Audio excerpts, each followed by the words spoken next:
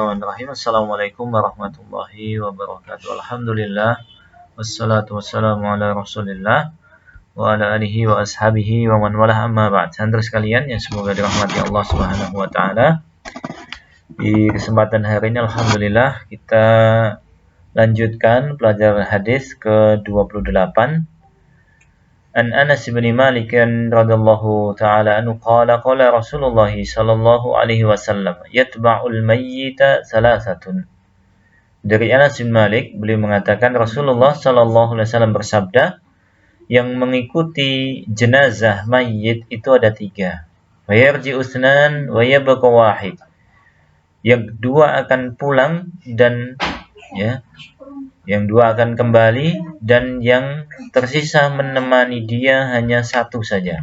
Yadba'uhu ahluhu wa maluhu wa amaluhu. Yang mengikuti dia adalah keluarganya, teman-temannya dan yang lainnya, hartanya dan amalannya.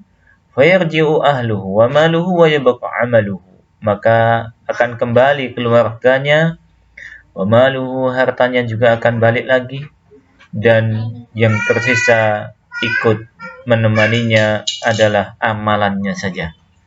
Ya, maka perhatikan di sini. Seseorang itu akan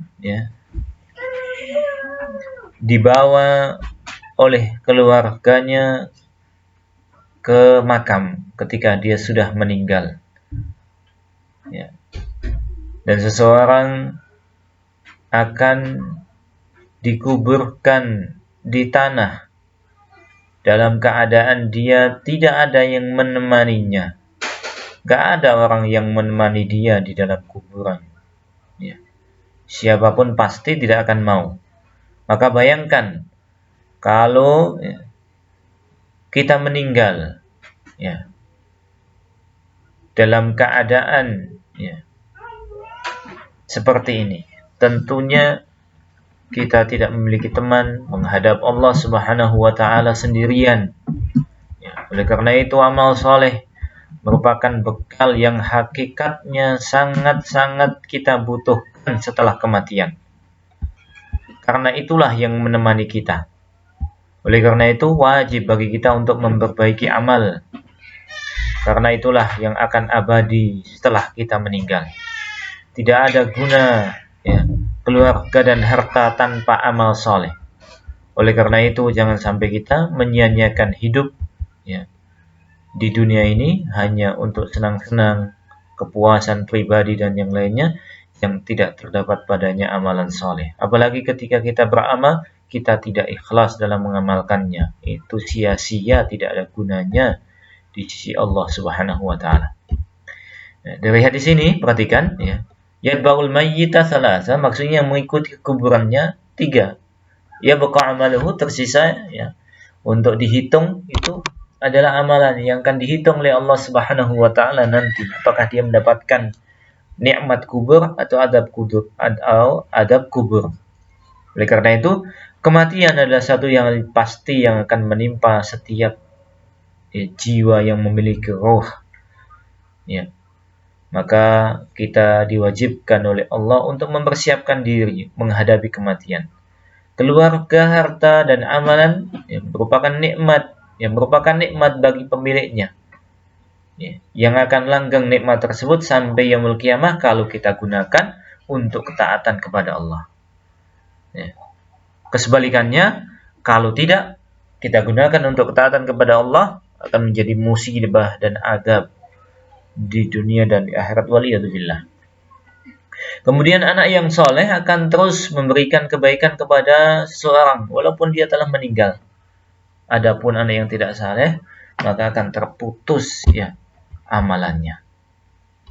Amal akan diwujudkan menjadi seorang yang bagus penampilannya dan keadaannya, yang akan menemani pemilik amalan tersebut di kuburannya. Kesebalikannya, amal yang jelek akan menjadi teman yang bentuknya sangat buruk, penampilannya menjijikkan dan seterusnya, yang akan menemaninya di kuburan. Oleh karena itu wajib bagi setiap muslim untuk menggunakan hidup dia di dunia ini untuk senantiasa mengerjakan amalan soleh.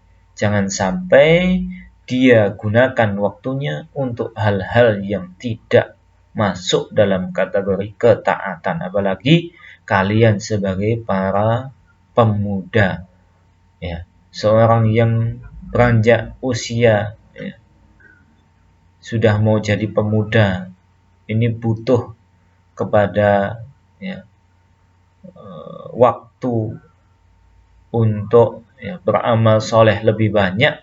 Ya, jangan sampai kalian nanti menyesal di waktu tua kalian karena di waktu muda hanya untuk hal-hal yang tidak bermanfaat. Maka sebutkan ya amalan-amalan soleh yang bisa kalian lakukan, apalagi di masa pandemi ini. Ya, tentunya banyak sekali amalan soleh yang bisa kalian lakukan di rumah. Berbakti kepada kedua orang tua, membantu mereka, tidak pernah mengeluh ketika minta tolong oleh orang tua.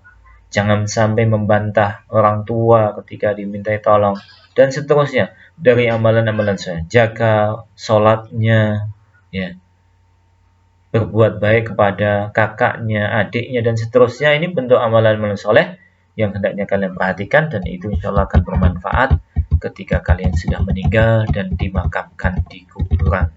Ya, jangan sampai kalian nanti menyesal di kuburan ketika sudah meninggal, dikubur ternyata amalan yang menemanimu adalah seorang yang berupa dan memiliki wajah yang sangat buruk, jelek, bau busuk.